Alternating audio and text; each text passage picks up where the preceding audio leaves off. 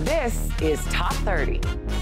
Coming up, flu season is right around the corner. We have tips to keep your family healthy. Being a pet owner comes with many financial surprises. And everyone knows the famous ice cream truck jingle. But not everyone is a fan.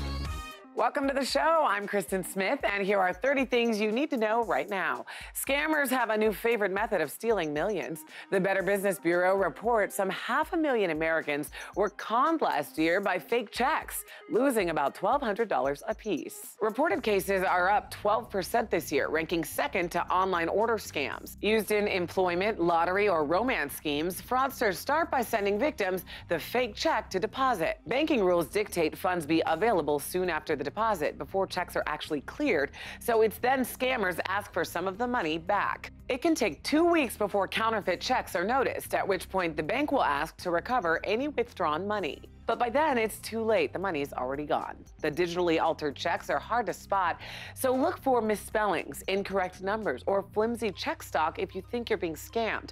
For more resources, you can always visit the Top 30 Facebook page.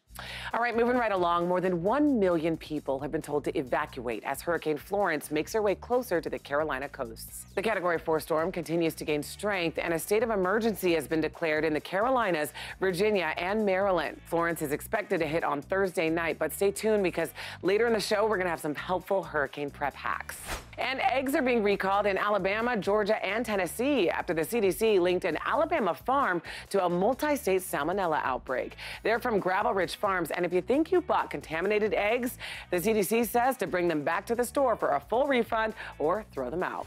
And finally, it's not every day a teenage girl is crowned homecoming queen and then kicks her high school football team's game-winning extra point. Mississippi senior Kaylee Foster said, "I was pretty sure I wasn't going to be homecoming queen, but I was pretty sure I was going to make that kick." Sometimes you get both. All right, now let's go to the New York Stock Exchange for our Fox Business Minute with Nicole Petalides.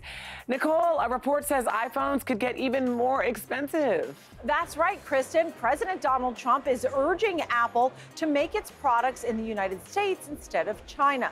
Apple has already said some accessories, including AirPods and cables, could see a price increase, but one analyst thinks this move would affect the price of iPhones by up to 20%. That means a $700 phone would cost $840.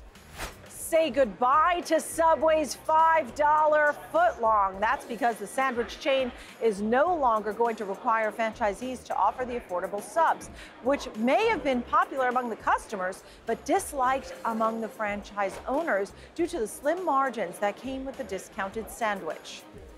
Major U.S. airlines said that the booming U.S. economy led to a record-breaking level of summer travel.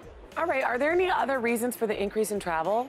Well, one group attributes it to competitive pricing among the airlines, also destinations, and the fact that flying is still the safest way to travel. Interesting story. Thanks, Nicole. Our friend Headcrack over at Dish Nation has the hottest celebrity news. So, Headcrack, Melissa McCarthy isn't quite the bad girl she plays on screen. That's right, Kristen. Melissa McCarthy might be playing a con artist in her latest movie, but she's far from bad in real life. Melissa revealed the last time she did something illegal, she was in a store and felt like she walked out with something. She said, "But I'm too lame because I noticed it and I went running back in like, I stole this." I guess celebrities are used to getting things for free. Now, according to John Legend, Kanye West is serious about running for president in 2020. John says, "I think that's a part of why he likes Trump. I think he sees some aspects of himself in Trump, and Trump winning makes him feel like he can do it too. Well, I also felt like I could run for president after Trump won, so good luck. You got a great shot." And finally, Cardi B tried to fight Nicki Minaj at a New York Fashion Week party. Now, Nicki's security protected her, but somehow, Cardi ended up with a huge knot on her head. It's reported that Nicki was unbothered by the situation and will not press charges. I say take it to the celebrity boxing arena, man. Let's get it popping. I pay money to see it. On that note, I'm out, and that's today's dish. We'll see you next time, Kristen. That is such a crazy story. Thanks, Headcrack. By the way, for the latest celebrity news, watch Dish Nation weekdays. Check your local listings. We'll be right back.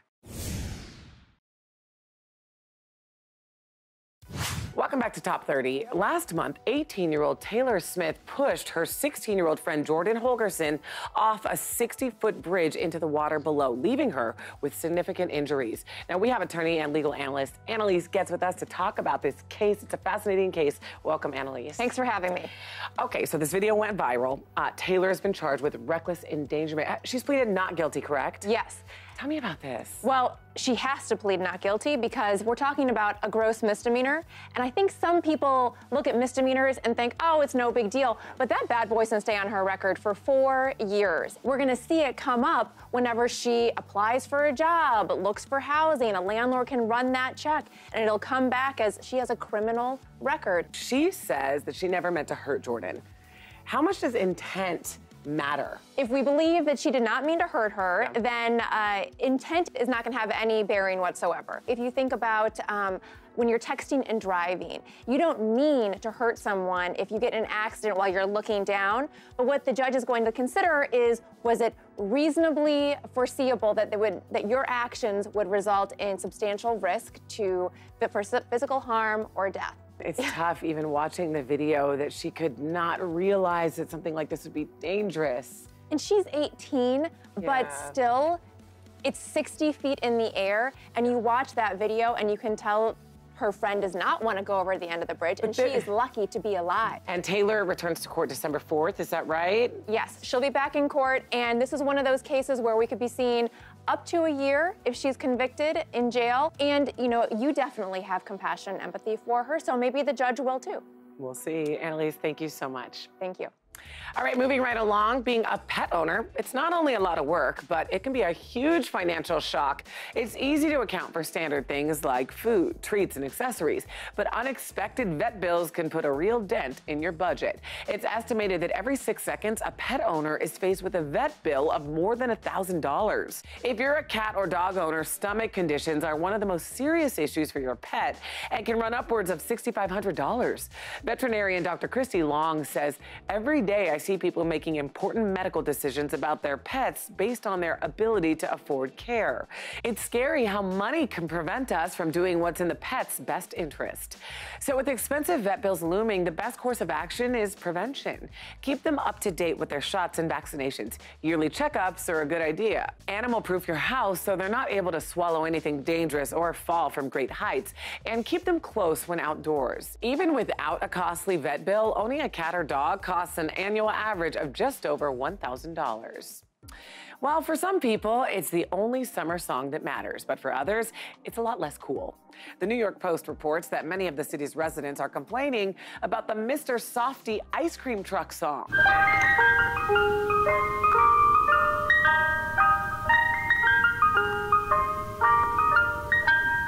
Over the past 12 months, over 1,200 New Yorkers called the city's 311 service to complain about hearing the jingle in their neighborhood. The calls were studied by Localized.City in a new report titled, Where New Yorkers Are the Least Chill with the Mr. Softy Song. The #1 spot for complaints was in Jamaica, Queens, especially around Captain Tilly Park. Calls there increased 200% from the year before. Coming in second was Manhattan's Flatiron District around Union Square Park and Madison Square Park. The Kingsbridge section of the Bronx came in third. Many complaints came in on Saturdays from locations near 2 playgrounds. One of the report's authors said it's apparent that ice cream trucks know their audience and are targeting parks and playgrounds, but families might not be totally cool about that. More Top 30 after this. Welcome back. The kids are back in school. Summer is coming to an end, which means cold and flu season is right around the corner. University of Colorado professor Dr. Harley Rothbart says the drinking fountain is the germiest place in a school, beating out bathrooms because they're regularly cleaned. So to avoid exposure to germs, he recommends teaching your kids to let the water run a little bit before taking a drink, or better yet, just bring a water bottle to school. Last year's flu season was severe, killing 179 children. And And the CDC says 80% of those kids had not received their vaccination. For the 2018-2019 season, the American Academy of Pediatrics and CDC both support the nasal spray flu vaccine for non-pregnant people between the ages of 2 and 49 with no underlying medical conditions. They recommend getting your vaccination before the end of October, and some health officials are even urging people to get them now. It's also important to wash your hands often. Don't go to school or work when you're sick, and avoid touching your face because it raises your chance of bringing germs into your body. All right, let's talk about eyebrows. They've really evolved over the years. Right now, bold brows are all the rage, which is why we have today's Top 30 steal. A Brow Food Velvet 3D Brow Glide and Ultrafine Pencil Duo at a special 60% discount. Now you can fill in your eyebrows and still keep a natural appearance. This combo defines, thickens, grooms, and conditions. The pencil fills in your eyebrows by creating hair-like strokes with ease. The Brow Glide tames stray hairs and locks everything in place, and it's waterproof, so no smudging. Whether you're looking to tame your eyebrows or make them bigger, this is the formula for you. Both products come in many shades, ranging from blonde to charcoal. The Brow Food Velvet 3D Brow Glide and Ultrafine Pencil Duo retails for $48. But today you can buy them for just $19. That's a 60% discount. And you can get these right now at morningsave.com while they last. All right, still ahead. Most of us use them, but do mobile payment apps protect our privacy? We'll talk about it. And there's a drone that can bring you burgers while you're golfing. So don't go anywhere. Top 30, we'll be right back. In today's hometown stories from Fox 26 Houston, as the new school year gets underway, the Katy Independent School District is using technology to help fight bullying. A new feature on the district's Katy on the Go app allows K-12 students and their parents to report bullying through the app's bullying tip line. And the good thing is it's anonymous. They can do it when they're on the bus, when they're on their way home, on the way to school, in the privacy of their own home. After filling out a brief form to describe the incident, the complaint will be emailed to the school's administrator, and the whole idea is to make it easier for people to report bullying. In our second story from Fox 13 Tampa Bay, the St. Joseph's Children's Hospital Mobile Medical Clinic provides free medical care to children in need. The clinic performs wellness exams, gives hearing and vision screenings, and provides immunizations. And if the child qualifies for Medicaid or doesn't have health insurance, the care is provided completely free of charge to families. And in our final story from Fox 46 Charlotte, 3 teenagers started the lawn mowing business NCC, or Neighborhood Cutting Crew. Their goal was to raise money for back-to-school clothes, and they borrowed a lawnmower from a family friend to do their work. But the community was so impressed by their entrepreneurship, they decided to help. The local Lowe's store donated a ton of equipment to the teens, including a lawnmower and a leaf blower. Stuff like this don't happen every day. Like, we're very thankful and very proud. And the kids couldn't be more grateful for the support. Welcome back. It was Shania Twain who shined as the big winner at the 2018 Canadian Country Music Awards. Not only did she serve as host of the award show, but she also took home the most trophies of the night, nabbing 4, including the Fans' Choice and the Generation Award. And I'm so fortunate because still today, my audience and my fans are the reason why I'm still here and why I'm still loving what I do. Keith Urban was there to induct Terry Clark into the Hall of Fame, and he also performed his song Never Coming Down. When the sun goes down, stars come out. Can you feel it? Take it by hand, sing it with us, sing it loud, loud, loud. And what's a country music award show without a performance from Mason Ramsey, the 11-year-old boy who went viral earlier this year for yodeling in a Walmart. When I'm lonesome, I got love sick blues. Other big winners included Jess Moskaluk, who took home Album of the Year, James Barker Band had Single of the Year, and brother-sister duo The Reclaws won Rising Star. What a great night. Okay, a family in North Carolina is getting creative to make sure their community is prepared for Hurricane Florence. And Paige Failing from Fox 46 Charlotte joins us now with their hurricane hacks. Hey, Paige. Sometimes, you know, everybody needs this information. Now, we are used to funny videos from one of our favorite viral video families here in North Carolina. This time, Kim and Penn Holderness are making us laugh and keeping us safe with their hurricane holder hacks. First up, the old aluminum foil in a flashlight trick. Useful when you have only AAA size batteries, but the gadget calls for something bigger. Next, no power, no problem. Just turn a gallon jug into a lantern with a headlamp. Particularly practical for the potty because nobody likes to be in there in the dark, right? Now for your pets, their potty problems, check with some local landscapers. Maybe they have some dead sod, so your furry friends still have a place to go even if outside there is no relief from the rain. Making ice cubes with Ziplocs, filling the washing machine with ice.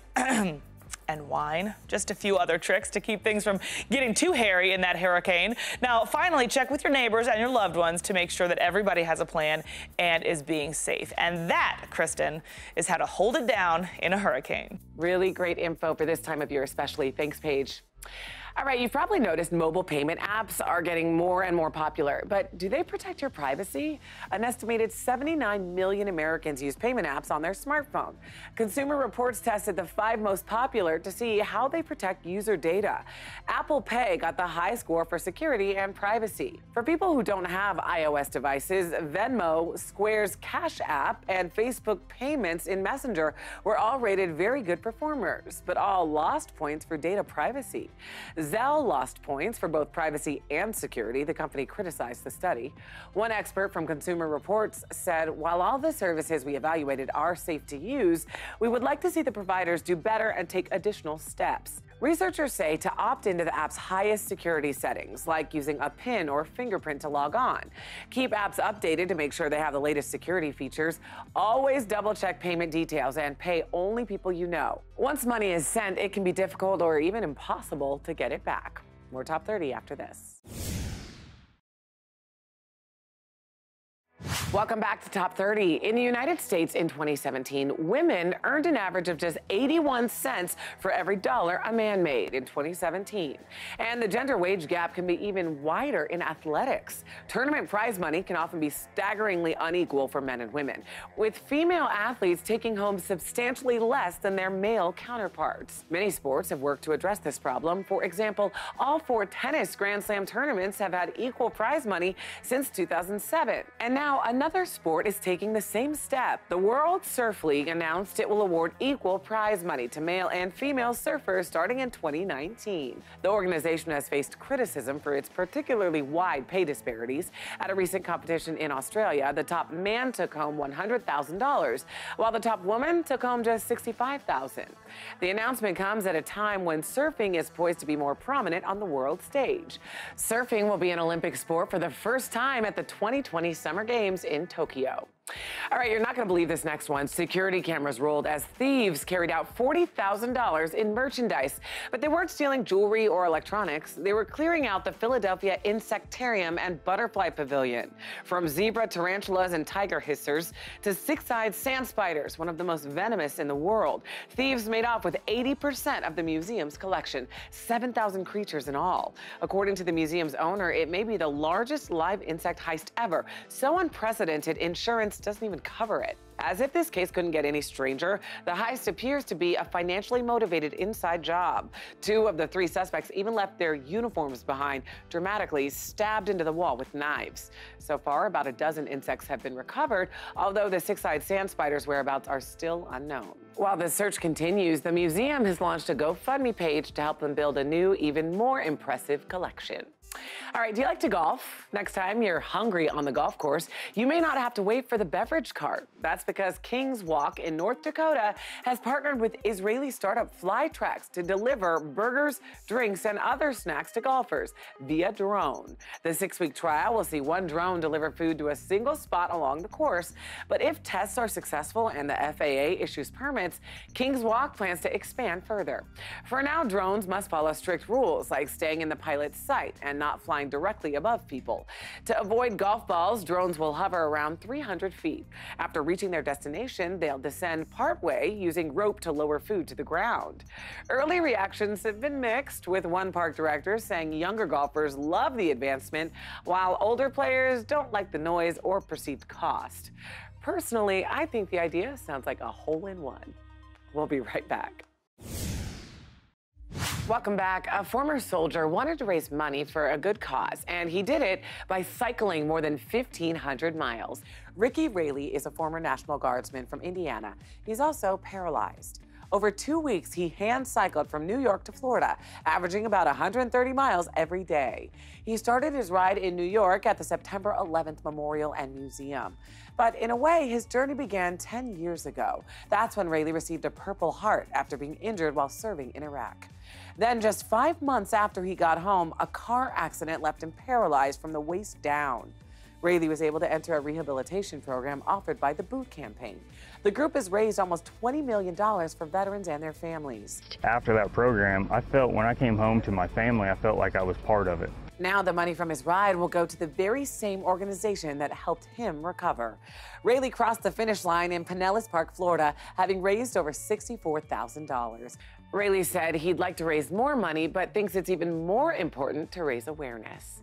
And that's it for today's show. Thanks for joining us. Here's what's coming up on the next Top 30.